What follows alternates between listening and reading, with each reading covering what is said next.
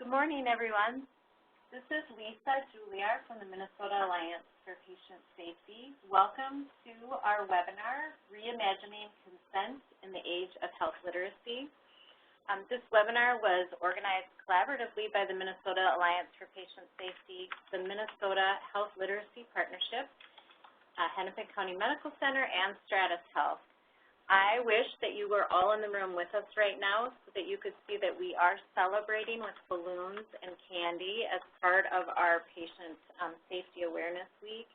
And I don't think that the comic needs any explanation. I think that we are all here because it can be a confusing process for patients and providers as well. So as part of that Patient Safety Awareness Week, we just want to take the time to thank all of you on the line and on the call for your dedication and efforts to create safe care everywhere in Minnesota. For all of us in the room, and I'm assuming all of you on the call, patient safety awareness is part of our everyday work and something that we are focused on, not just for a week, but throughout the year. Everybody has a role to play in safety, including patients and residents and families. And we realize that we have come a long ways towards improvement, but understand that there is still more work to do. We are better together, learning, sharing, and improving, and so we are really thankful to have a large group joining us this morning for this webinar. I just want to take a moment, if we could, and do one polling question so that we know who is in the room with us today. So Anna is with me, and she's going to pull up, and if you could just let us know who you are and if there are more people in the room with you.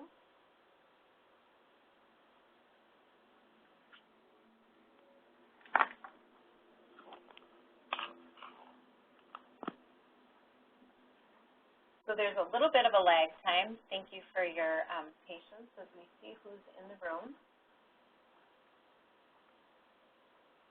For those of you that maybe can't see the slides, I'm trying to. So everyone should be able to see those slides.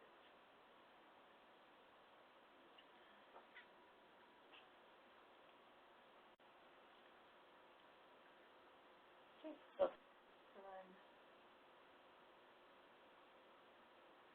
I apologize. That's okay. So these are our results here. So we have 5 for patient safety staff. We have 1 for legal counsel, 4 for health literacy advocates, and then 0 for patient representatives. Okay. Thank you, Anna. And 18 others. Great. So the next slide. Just to give you a little bit of a background on why we are doing this webinar this morning, why we've gathered you all here, is that in 2007, MAPS actually brought together stakeholders to develop a statewide informed consent policy. After that was developed in 2010, another work group was convened because some different implementation issues came up. And because of that and the meetings, a model policy was developed that focused on not only the policy but the culture and conversation around the process of informed consent. And within the past decade, we've learned more about the critical role that health literacy plays in how patients understand the information that they need to make an informed consent. And we did put the link on this slide for you so that you can see the forms that were created through the Alliance for Patient Safety, and the model policy is all within that website.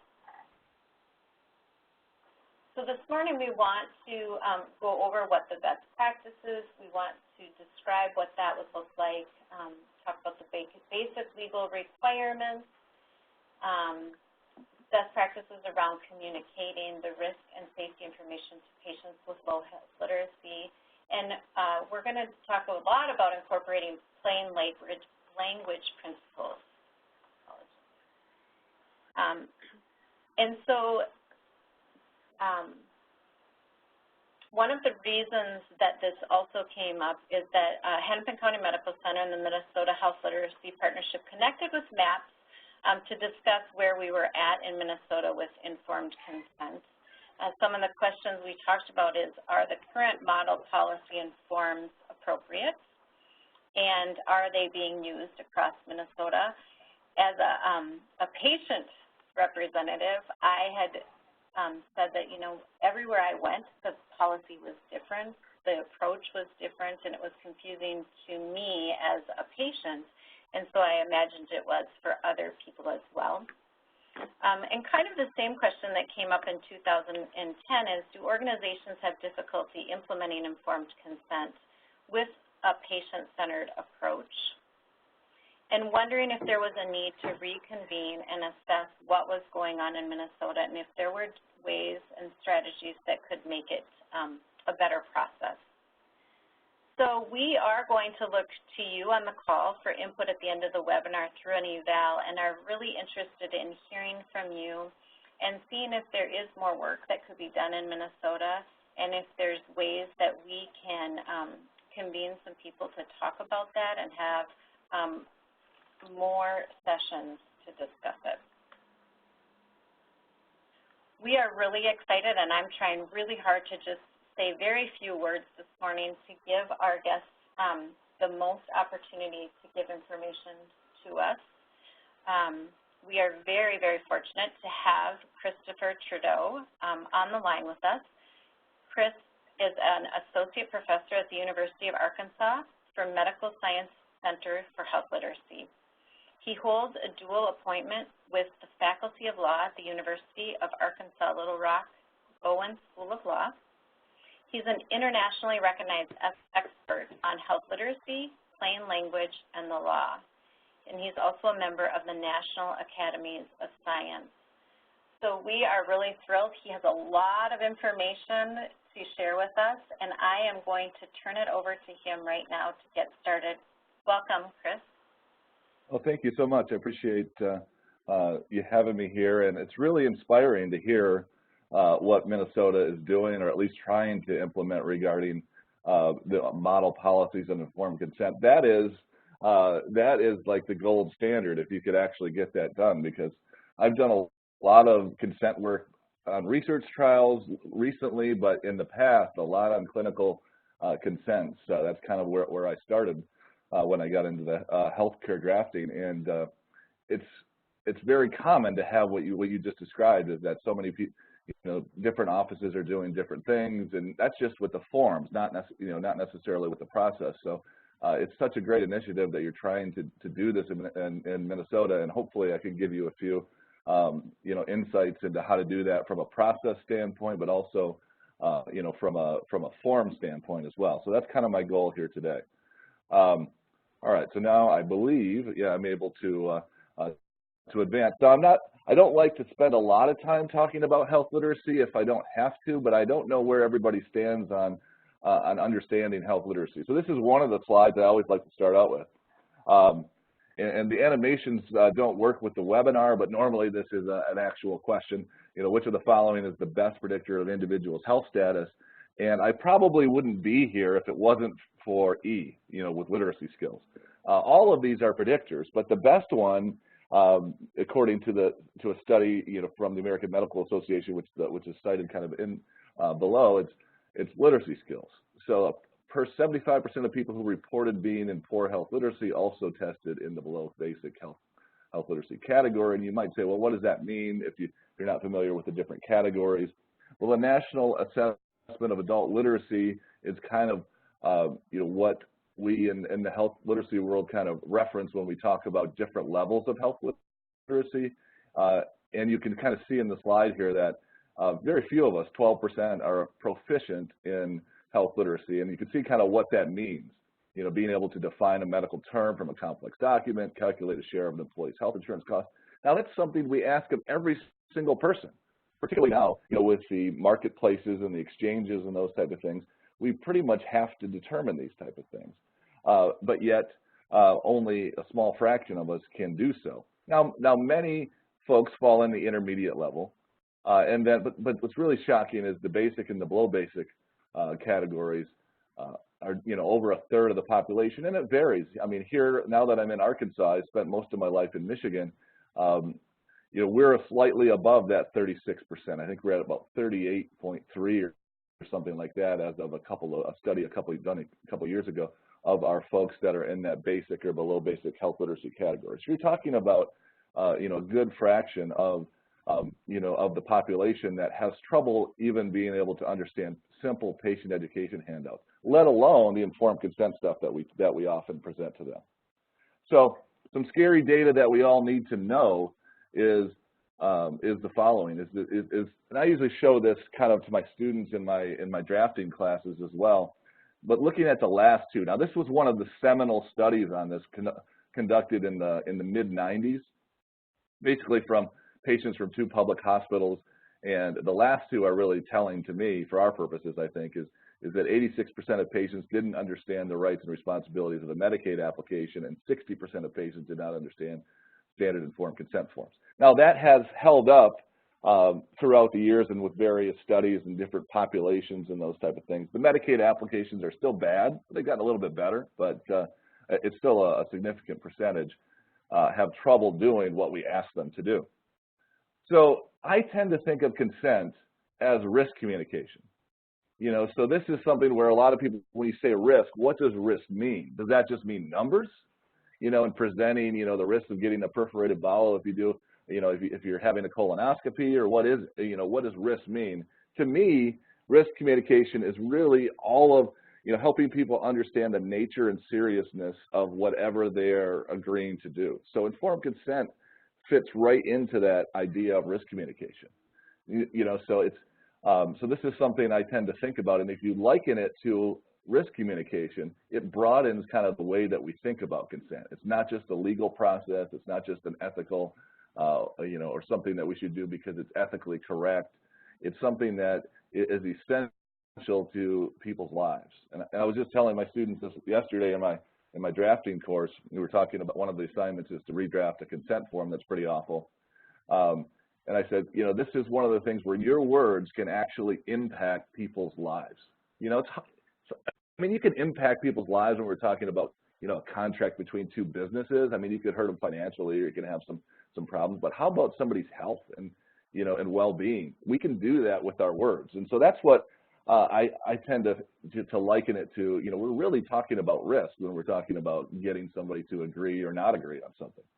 So one of the big things that I start thinking about, whether it's for process or what's in the document, I'm always thinking about these things. So what do we communicate?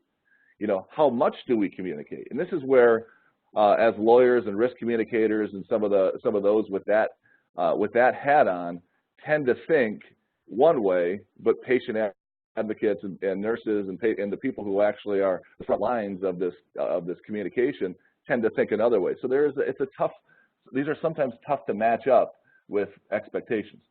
When do we communicate it? That's a big issue. Do we communicate consent when somebody is in a hospital gown with their, with their rear end showing? I always think I should write an article, something that has to do with, consenting with my pants down or something like that, because that's how it often happens. And that's probably not true consent, because if you give me something when I'm in that state, do I really feel like saying no and then putting my clothes back on and going on? Or, same thing, if I'm preparing for a colonoscopy, for example, the preparation is so awful. If I've already prepared for it, am I going to then sign the consent form or say no to the consent form? So the process is huge. And then, then the question is, how do we communicate that, in writing or verbally and those type of things. So there's a lot of different things to think about when we're thinking about risk communication. So first, what needs to be disclosed in a consent form? And just kind of a little background on the law in this area. So you should think about, there's a big difference between consent forms for procedural things and treatment things, and then consent form for research trials. They develop differently, and you can't see, I guess I'm talking with my hands, but you can't all see it. They develop differently throughout the decades. And so we're just going to focus on the consent for treatment.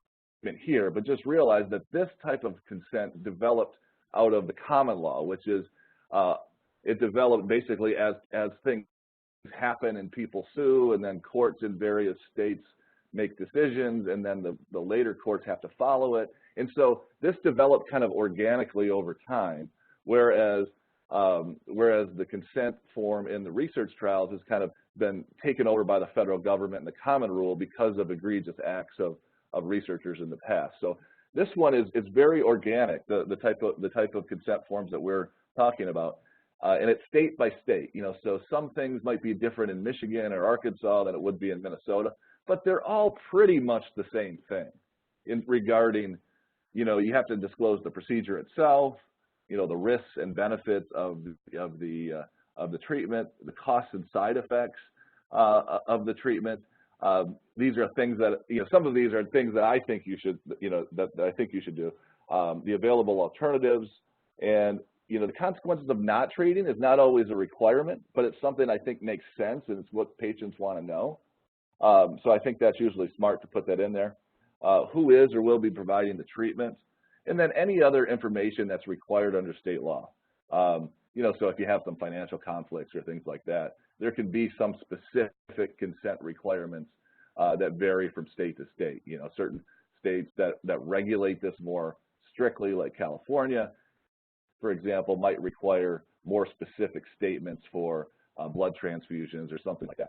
But basically, your procedures, your risks, your alternatives, any other kind of financial conflicts, that type of thing, are what's pretty standard throughout from legal requirements perspective. Now, sometimes when, even though that's what's legally required, if hospitals or health systems, if they want to get paid by CMS, the Center for Medicare and Medicaid Services, they have to agree to these conditions of participation. And these conditions of participation often have specific requirements of what needs to be in a consent form. So for example, the slide here presents what needs to be required, if you are a critical access hospital and you want to get paid. So it's a regulation, but yet I kind of liken it more to a contract, because in order to get paid, you need to do these things. And you can see all of these are really just ways of forcing health systems to keep track of who is doing this, the practitioners, and getting the signature, and making sure that some of them are reiterations of what the law says, and others are just more administrative things that help figure out who got the consent, when it was obtained, that type of thing. So that's kind of our parameters. But now let's think about consent in general. We all kind of you probably wouldn't be on the call if you hadn't heard that, or you didn't think yourself that consent is generally horrible and not well done. Well, the federal government and many other places agrees with you. So this is what the conditions of participation from CMS for just regular hospitals, not critical access hospitals, says about informed consent. It says, informed consent requires that a patient have a full understanding of that to which he or she has consented. An authorization from a patient who does not understand what he or she is consenting to is not informed consent. And so it's a nice statement to have, but it kind of reiterates this idea that the patient needs to be able to understand this, or else it's not consent. So that's what we really talk about when we think about risk. We're thinking more about the patient-centered approach now than just paternalism. Here it is, sign this form, skim through it, initial where you need to, sign the form. So even though what might be legally required is somewhat minimal, varies a little bit from state to state, but what we actually decide to communicate in the form can be more than what's just the minimum legal requirements. Because from a patient-centered standpoint, that's where we want to think about what is important to a patient. This is how we normally present information in health settings. This was actually one of the first consent forms, and you intentionally really can't read this, but this was one of the first consent forms for Botox, and now they use a different form, and it's a little bit better. But look at this. This is, nobody even wants to read. I wouldn't wish this on my worst enemy. There's not even a paragraph break in there that it looks like. You know, this is what we call a text wall. It's just a wall of text, and you need a hammer or something to break through that wall to even be able to understand it. So what do people do? They just don't do it. They sign at the bottom if they want the Botox, and then they move on. But what's really interesting from a healthcare perspective are things like this. You know, I took a picture of the sign once. You know, you can see this anywhere, but in flu season, you see "Get your flu shot here," or "Flu shots, you know, free for such and such insurance." That, you know, marketers are really good at getting you to do something. But then we get in, and the lawyers and the regulators and the administrators take over, and we give you a form like this. So when we want to sell you something, we're really clear. But when we want to tell you something that's really important, usually, we kind of obfuscate it and put it in forms that look pretty ugly and aren't really inviting. So that's just kind of the disconnect there. So one of the myths that I often hear from my students and other lawyers are that legal clauses protect our clients against lawsuits. Well, they can if they're done well. That's true. But a fact is that legalistic clauses, you know, these legalese, as you hear it called, does not better protect against lawsuits. Complex consent forms have been the basis of legal actions by patients and research subjects, even in the absence of physical harm. And the Joint Commission has agreed with this, you know, so this is not even anything recent. This was from 2007, so 10, 11 years ago. Informed consent forms that are written by lawyers for lawyers do not increase the knowledge of those who, with their signature, are committing to allow the performance of treatments and procedures that may be associated with significant risks. The typical informed consent form is unreadable for any level of reader.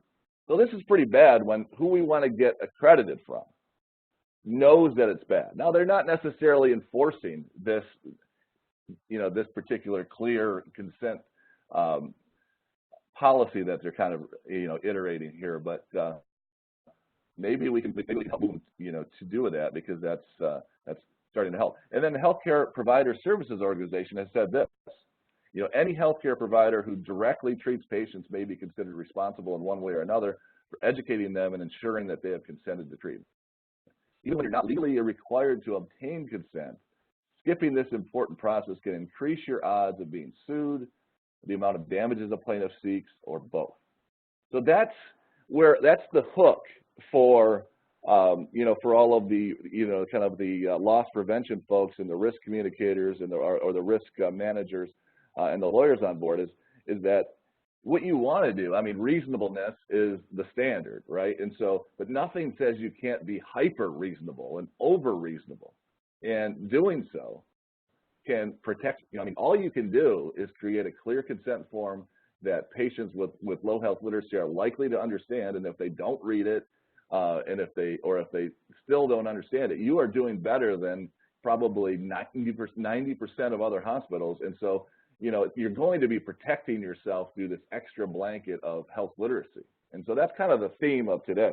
But 4 of the top 10 reasons for malpractice, as you can see, are related to, you know, basically poor communication problems. These aren't always between doctor and patient. Sometimes it's between, you know, the care teams. They just don't communicate well with each other. But it's telling that communication, you know, often results in some type of malpractice claim. You know, and again, I showed you this this earlier, but that's scary data again for legal is this 86% and 60%. So just kind of I like to come back to that because it just kind of shows people don't understand informed consent, and so we need to do something better.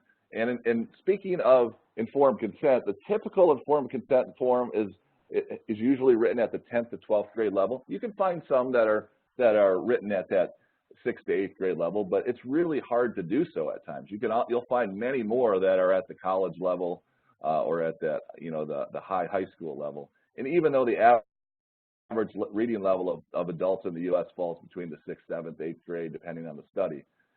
So we know there's a disconnect. And all of the policies that I just showed you, and even the research, shows that people are aware of this. It's just that we're not doing a lot about it. Now, here's what's interesting. I have my students rewrite this, but guess the reading level needed to understand this. So for those that don't understand reading levels, I'll let you read this while I'm talking about reading levels. there are readability calculators that are available for free on the internet, or you can buy a program, and you put it through the readability calculators, and then there's a bunch of different scales that are out there. The Flesch-Kincaid scale is the one that a lot of people talk about. There's also the SMOG and the Gunning fog and all of those other scales. But it basically tries to say how hard is this to read. Now it's a formula, and so you can always kind of play around with the formula if you know how to do it. Like basically, the longer the sentence, the more syllables in a word, the higher the readability level is. But this one, so for example, this one long run-on sentence with a lot of multi-syllable words rates out to about the 25th grade level. Now, nobody has gone through the 25th grade. Even if you are an MD, you go through like the 20th grade if you say 8 years past high school. And even if you count your residency as education, it's like 24th grade.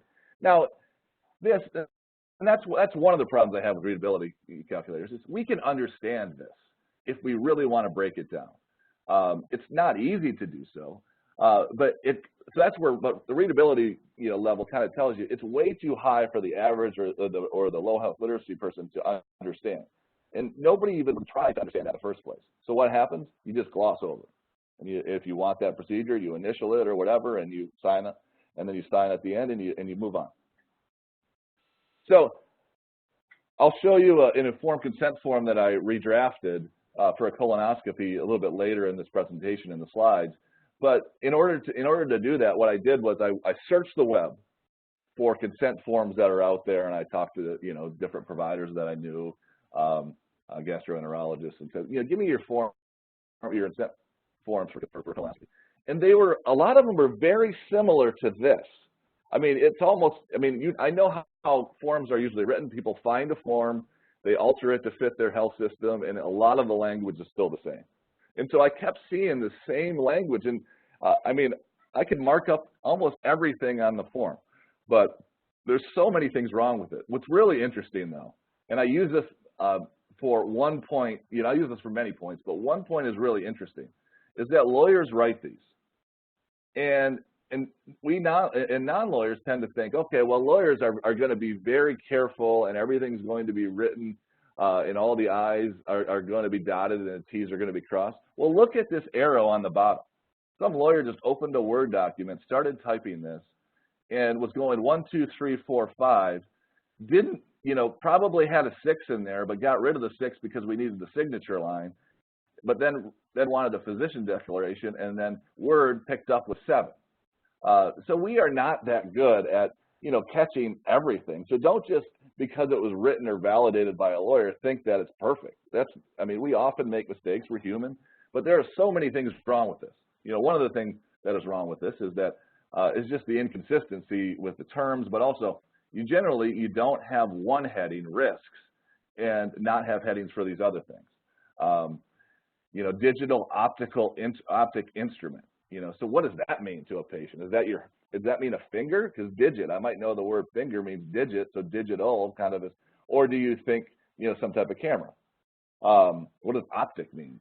So the idea is you can sometimes use these terms, but so you do need to explain the procedure, but how you explain the procedure is really interesting. And then medication with the parens S just in case here, but then I'm like, okay, if you want to do that, that's fine, but then why do you only have these medications with no parens S here? Be consistent if you're gonna choose something. And then the way that that this form talks about risk, 5 and 10% of the time, 1 per 1,000, 1% of the time. It's kind of like whoever wrote this was like, yeah, I'm going to give you a percentage, but hey, in case you don't know percentages, or maybe I just can't convert 1 per 1,000 into a percentage. So I'm just going to do 1 per 1,000. And then, just because I can convert 1% or 1 in 100 to 1%, I'm going to do it. So it's just random hodgepodge, no thought whatsoever put into communicating this risk, in my opinion. So anyhow, there's a lot of bad forms. A lot of them look like that. So how do we create clear, informed consent processes? That's really the question. So I'm going to talk about the process here for a little bit, and then I'll move into some of the writing tips for the forms. So the audience is key. I mean, this is what you hear with health literacy or plain language writing. You've got to think about the audience. But this is something that we don't often do. We say, well, we got to think about the audience, but we're also thinking about other things, particularly with risk communication. You know, we have other interests involved, like protecting the institution. You know, I mean, so we often, if I ask somebody, you know, why do we have an informed consent form? Depending on who you are or what your role is in the health system, you're going to say different things.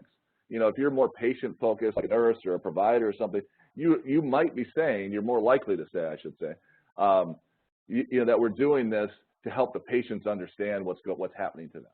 But if you ask most lawyers, they say, no, we're doing it to protect the institution. You know, and so you have this competing interest. So I like to think about who are all of the audiences for this.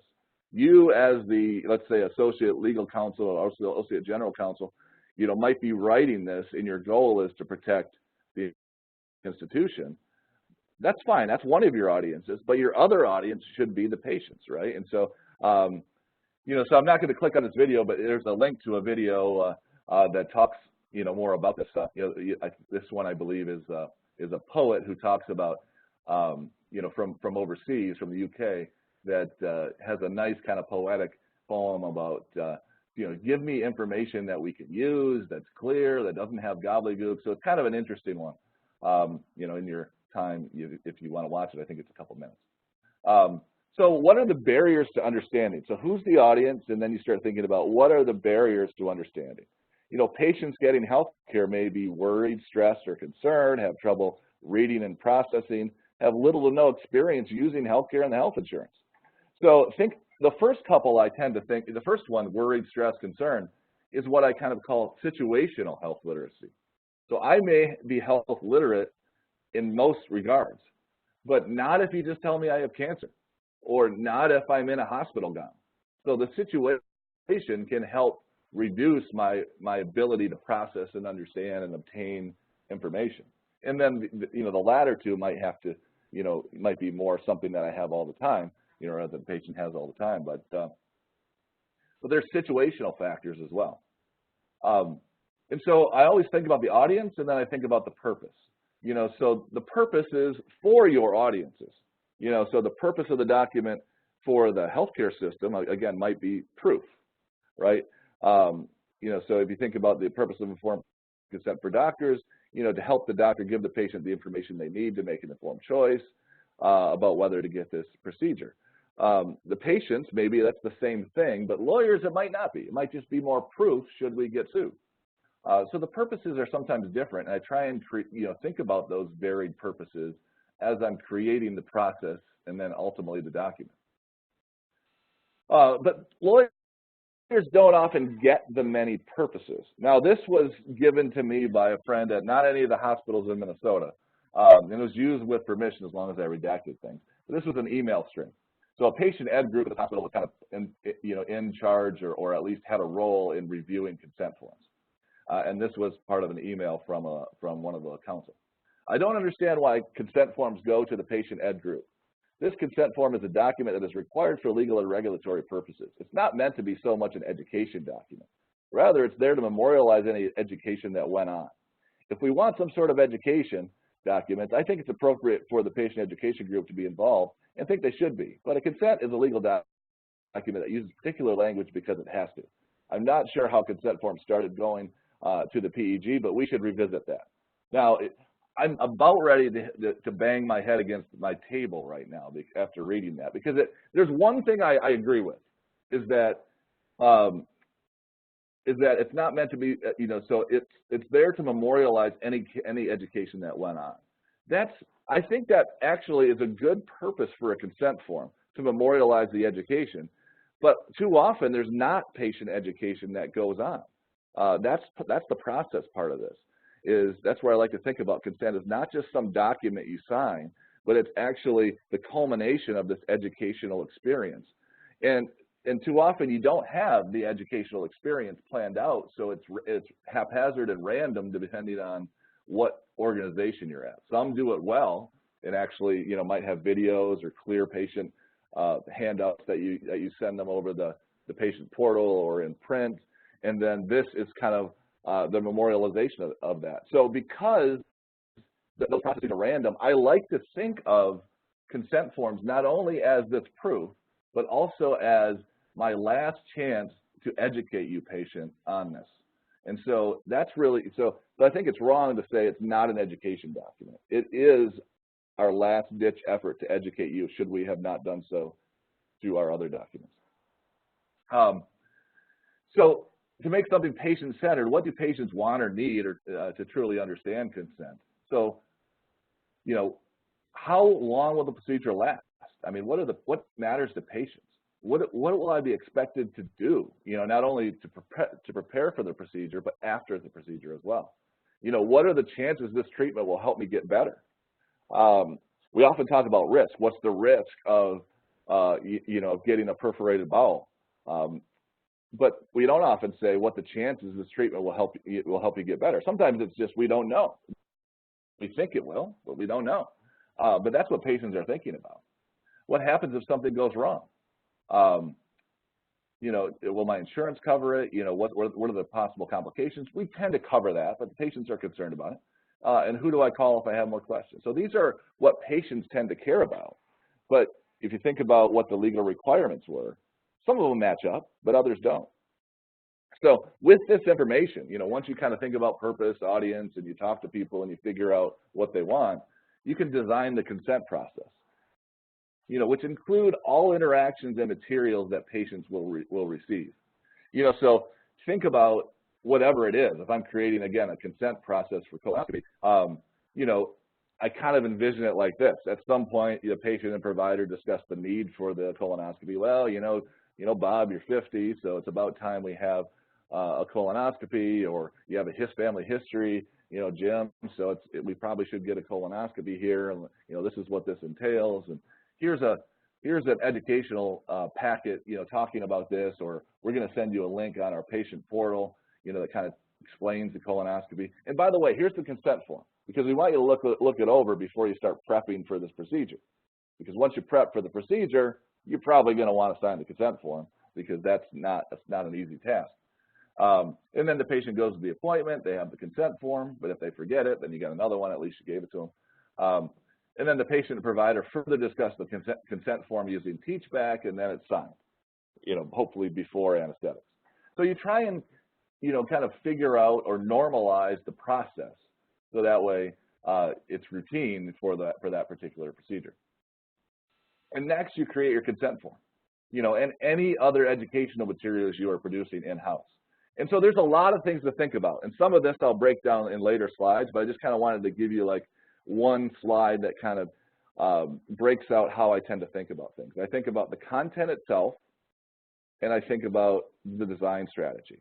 I mean, because you know, content can be clear, but if it's not designed in an intuitive way, or with white space and in a good look, people might not even read it in the first place. They might not even, you know, venture in to reading this. So anyhow, and then, you know, other things that you think about, you know, some of the design strategy things could be specific to the organization, like, is this going to be a consent form, you know, given by an iPad or something like that, where you can use color, but if it's print, maybe, you know, the organization doesn't want to pay for it, so it's got to be like a grayscale thing. The font size, you know, if I'm doing a consent form for, you know, it's largely used by the elderly population or something like that, I want my font to be bigger, you know, so people can read it. Is it going to be limited to some type of length for administrative purposes? What other office administrative needs are there? There's a lot of things to think about. So let's dive deeper with some of these tips on the document itself. So building in levels of information is really critical, particularly for patient education materials, but even in consent forms. You know, if you know, to the extent that you have levels of information, you kind of want them to have a distinct look and feel. You know, so main title with headings slightly different, with subheadings that's slightly different, because that helps people navigate documents, particularly the longer your consent forms get. Like in the research context, we have really long consent forms, and so these headings and subheadings that have a slightly different look help people navigate their way through the document. Question style headings work really well because that's how we think about documents, right? When we're patients, we're looking at a document, we're not thinking, oh, I'm going to go read Gone with the Wind from cover to cover. And if you don't start on page 1, you're going to miss something. We tend to look at these consent forms with questions in our mind. What are the risks? What do I have to do to prepare? So that's why it's a good thing to do to use question style headings, because that's how people think. So chunk related information together and use white space. What you don't want is something on the left, which is a text wall, this one long paragraph full of stuff. Because what that does is it forces the reader, one, you look at that and you don't want to read it. But even if you read it, you have to figure out for yourself what's most important. We, as the creators of this content, we can help with that by breaking it out with different levels, kind of like you see on the right, because that helps them chunk the information and kind of say, okay, this is what relates, to this particular question I have. This is what relates to this next question I have. So chunking the information helps kind of, package it into bite-sized pieces that people can kind of digest and then move on. Spacing is important. When I'm using white space, I think there's a rule of thumb that you use about a third of the page should be white space. That's ideal. It doesn't always work that way, particularly if you have some administrative capacity, administrative issues like front, back, and can't be more than 2 pages or something like that. But I try for that. But no matter what I do, when I have headings, I put a little less white space between the heading and the text because I'm trying to show a connection. And then I'll put a little more white space between the end of the heading and whatever my next heading is or my next topic is, because then it's kind of this subtle way of showing a break from one concept to a next. And so, it's kind of that intuitive thing that readers get. Bullet points. So that's what people always say with plain language writing. Just bullet point everything. Put everything in some type of tabulated list. That's okay. That's better than one long run-on sentence or one long paragraph that takes the whole page. But think about this. Think about this Tdap vaccine thing that I found online. I was like, all right, it's fairly clear, but read those. So Tdap is a triple shot that protects against tetanus. Pregnant women should get this shot after the 20th week. Anyone who cares for a young baby should get this shot. Tell family members about getting this shot. Vaccines are a safe way to protect you and your baby. This is like the shotgun approach to a bullet point thing. It's like, here's all this random stuff we want you to know. You can figure it out, like what's most important. So instead of bullet pointing there, what I would do is break it up kind of on the right. Like, what is the Tdap vaccine? With a question. It's a safe shot that protects you and your baby against tetanus, diphtheria, and whooping cough. Who should get it? Pregnant women after the 20th. So here the bullet points make sense. So when I bullet point something, I'm saying this relates to whatever the subtopic is. But when I do it over on the left, it's like, here's everything you need to know. You figure it out. So that's an example where bullet points is probably a little bit better than just a paragraph, but it can be a lot better than just, kind of tabulating everything. So clear words. Most people are not familiar with medical or legal terms, and so we want to explain them. So this is usually the game portion of the webinar. So it's usually, animation. I don't tell you that it's a box. A qubit containment system is a box, and you have to kind of figure it out. But think about this.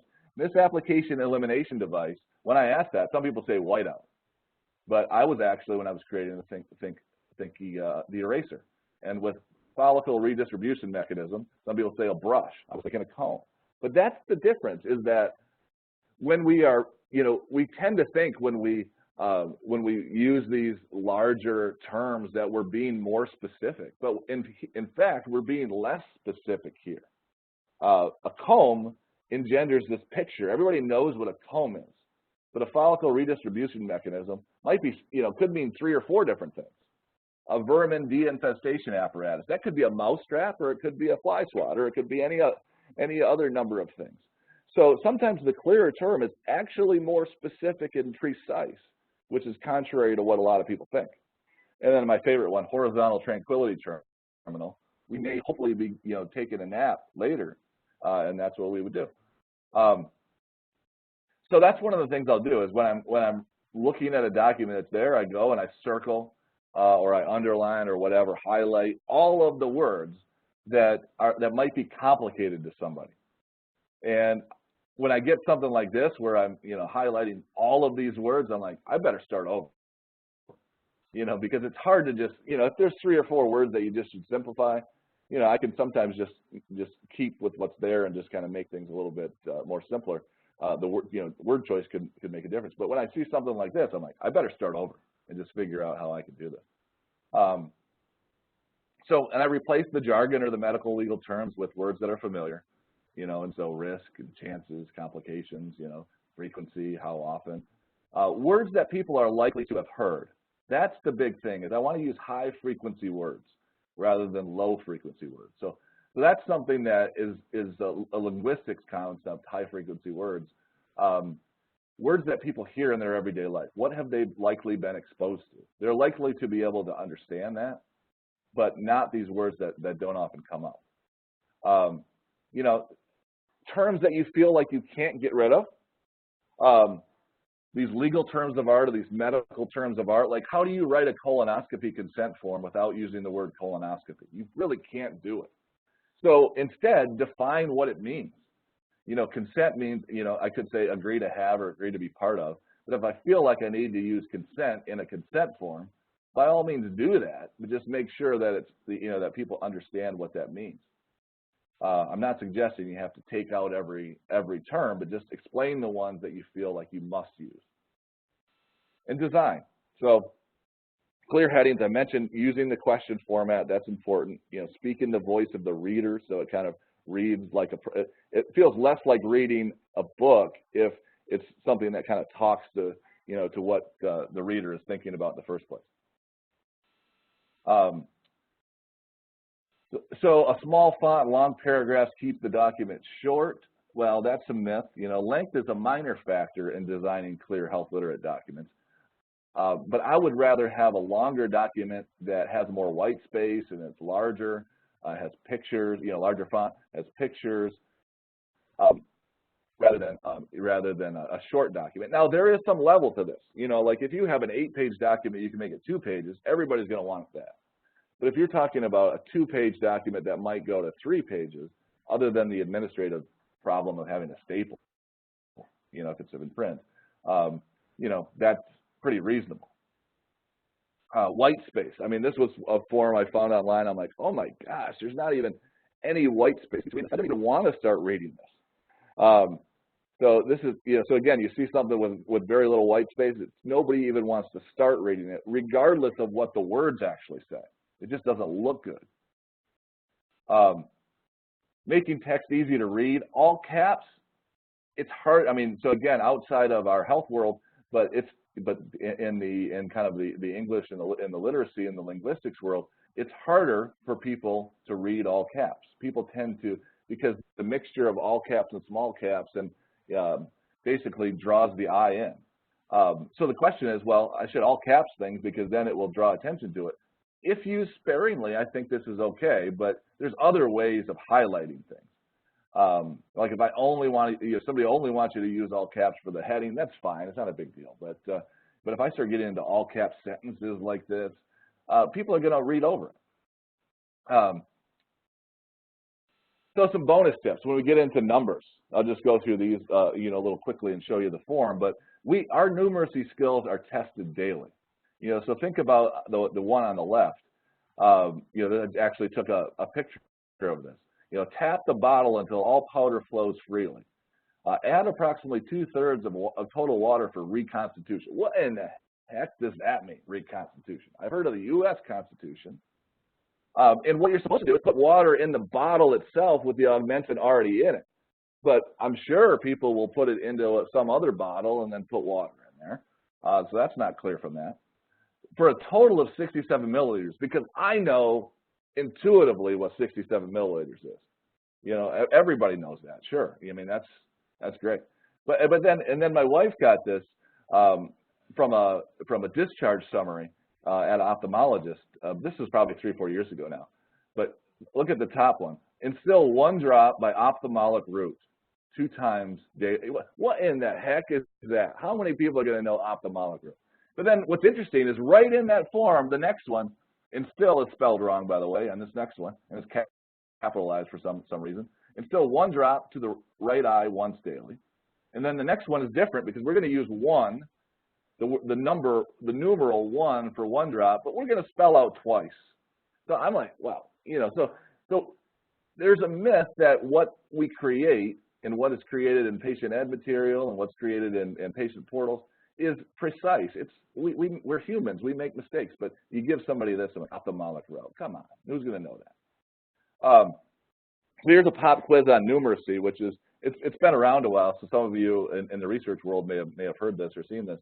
But if a person taking drug A has a 1% chance of having an allergic reaction, if 1,000 people take drug A, how many would you expect to have an allergic reaction? And then notice the numbering got messed up when I made this on a Mac, and now it's over on a PC.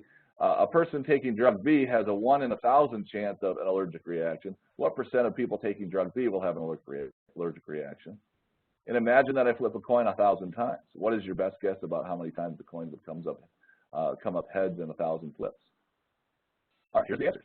You know, so the first one is 10 in 1,000. If you say 1,000, that's you know, only 30% of this representative sample. This has been studied a few times, but this 2000 study was the representative sample of the population at large. 30% missed that. But the one I missed the first time I saw this was the second one, which is, you know, 1 in 1,000 is 0.1. It's not 1%, which makes sense when you see the answer. But you know, we don't do well converting numbers. And then again, even 24% missed the 50-50 flip basically. So some tips for using numbers with patients. You know, ordering is important. You know, so start with the most important information. Group figures logically. You know, so it makes sense however you're grouping them. Less is more with numbers, right? You can still further explain complex topics with words. So it's not, some people just say, here's the numbers, but what does that mean? You know, so sometimes if you use some type of graphic or something, you know, use some words to explain what that means. So underscore the gist of each piece. Rounding is a big issue. Brian Zygmunt Fisher and some others have studied this, and generally patients don't care about the 78.64. It just confuses them. So just say 79 or about 80%.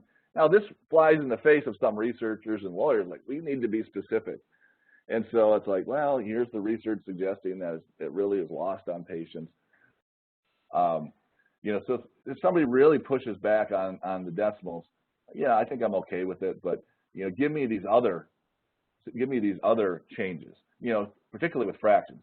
You know, comparing 1 in 10 versus 1 in 5 is not easy to do. If I ask you which one's larger, you probably have to sit and think for a minute that, okay, 1 in 5 is 20% and 1 in 10 is 10%. But if I go 1 in 10 versus 2 in 10, it might take us a millisecond, you know, or less to be able to compare the two. Framing is critical. This is something that should concern lawyers that I don't think concerns us enough.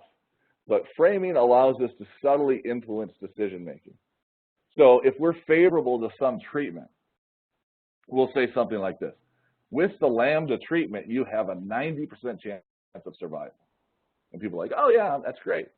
But if you prefer something different, you might say with the lambda treatment, you have a 10% chance of death. So this is not something that's new to the health world. Framing is a huge thing that marketers use all the time to get us to kind of decide things. But in this consent world, if we're trying not to put our own subtle biases in there, then I think the only way to do this is to present both frames.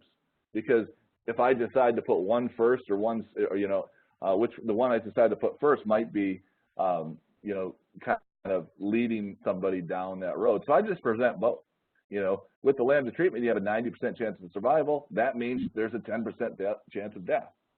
Just so that way I can take my, you know, feel more morally comfortable with that. Just about this, some final things. Absolute risk is critical here. So did you know that drinking 3 cups of coffee a day doubles your chance of having a heart attack? Now this study has been kind of debunked by others, but still the point is this, is you see that and you're like, maybe I've already had 3 cups of coffee, does that mean I'm gonna die? Well, the absolute risk increase is only 1%. So then it's like, okay, give me 3 more cups of coffee. That's no big deal. But you want absolute risk instead of relative risk, because if you say something like that's on the right, by not taking this medication, you won't have any side effects, but your risk of having a stroke will double. Again, you're kind of saying, well, that makes it sound really bad, but if it's only going to go up 5 to 10%, that is at least more accurate. And icon arrays and pie charts and graphs can help with this. And there's a link to a good site by the University of Michigan that that allows you to create free icon arrays, which are these little people or little dots, or little other icons that are full. But the idea is, no matter what graphic you use, it needs to be easy to decipher. So you don't want something on the right, which you need the Rosetta Stone to figure out. Nobody's going to try and figure it out. They might be able to, but nobody's going to want to do so. And so I showed you some bad consent forms. I wanted to show you kind of the final consent form that I created, that kind of talks about a colonoscopy. And so for timing reasons, I'm just going to kind of, show you this and not talk a lot about it, but it's there, and so you can kind of see some of the way that I created a risk, kind of explained the risks and broke things down. And what was really interesting is this last page of the back page of this consent form, because that was my parameters, is front and back, had to be in print at the time. But on the right is the provider's confirmation of consent. So if you put in questions like that, and you have lines for the provider to have some conversation with the patient and kind of scribe down what the patient said, that not only does that enforce this or reinforce the teach back concept and kind of force it to happen if it didn't happen, but from a legal perspective, it also is more proof that an exchange happened. So even if the provider in chicken scratch, writes down, this is what the patient said about colonoscopy, this is what the plaintiff said about the risk, or what the patient said about the risk.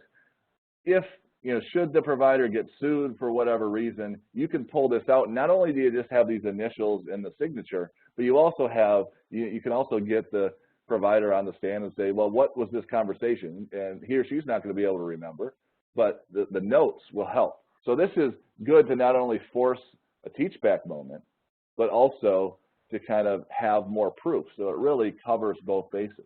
So that's what I want you to take away from today, is that health literacy is an and, not an or.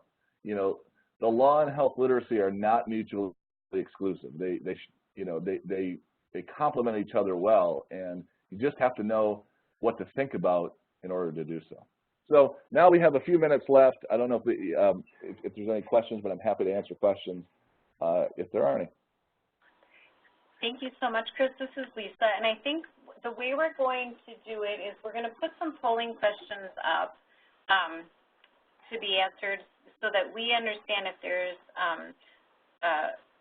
how you on the line understood all this, and if you would like to participate in something further from here. And then Chris can take some questions if there are any. I know personally that I learned a lot in that 50-minute time frame, so it's a lot to take in and try to sort through. And another thing I can say as we're waiting for the polling and see if there's any questions is that at the end you will be given an evaluation. And if you could please fill that out, that is also how you will receive your participation certificate if you complete that. And we also will get information on what we can do for next steps and how we can be better.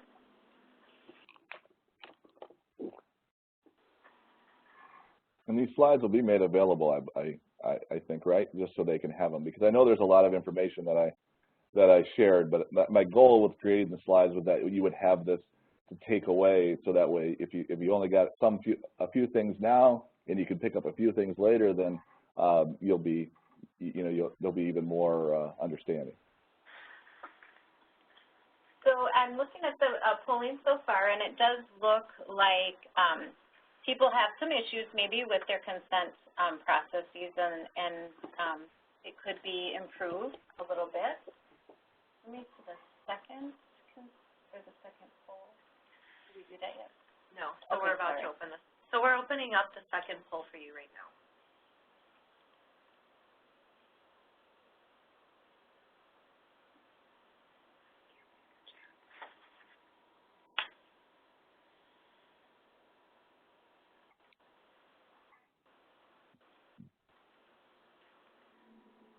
So, Chris, there was a question. Sure. Have you ever found a revised consent form involved in litigation? What do you mean? Well, a clear consent form? I mean, clear consent forms can be, I have not found any. You know, so that's the misleading answer, is I could say, I have not found any revised consent form involved in litigation. But that doesn't mean it hasn't happened, because how it works, how the litigation process in the U.S. works is that, you know, let's say there's a case in Minnesota and the trial court opinions are generally not published. So unless you somehow see it in the news and you went on the court website and looked at the court decision, you would never know about that. So you only know about court opinions that are published in books or online when they get up to the appellate level or higher. So I can't say that it's never happened, but I certainly don't know of any cases where it's happened. What cases are out there, and this is what I'm having a research assistant do right now, is kind of look at all the cases that are out there where the consent process didn't work because of lack of understanding. And now there's a few really good cases from Hawaii that are out there, and a lot of those relate to kind of the English as a second language thing. There's a couple of good cases in Louisiana. That seems to be the best state that I've found for lack of understanding.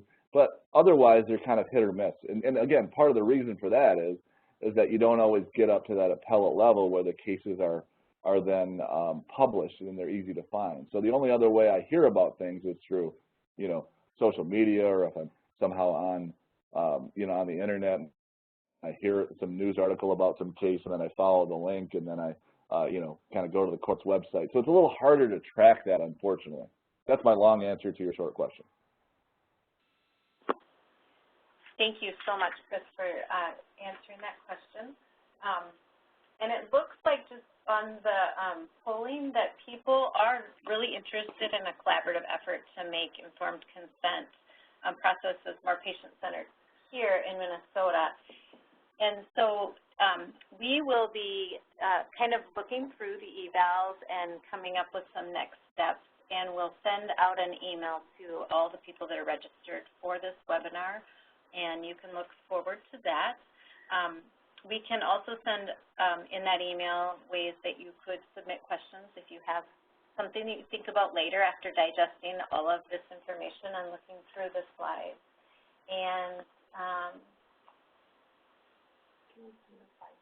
And we can make the slides available again. They are available on the website, Minnesota Alliance for Patient Safety. There's a link there. So, Chris, thank you very much for all the information that you provided today. It was really helpful. And we are at 4 minutes after. So we got a lot of great information in a short amount of time. So thank you very much. And I hope you all had a great week celebrating patient safety. And we hope to maybe bring you another webinar in the future. Yeah, thanks so much for having me. And if you have any questions, or you kind of like, what did you say about this? Feel free to reach out. You can Google my name, but I've got many email addresses that you'll probably find. But I'm here. Thank you. Thank you for that offer. Okay. Have a good afternoon. Thank you. Thanks everybody.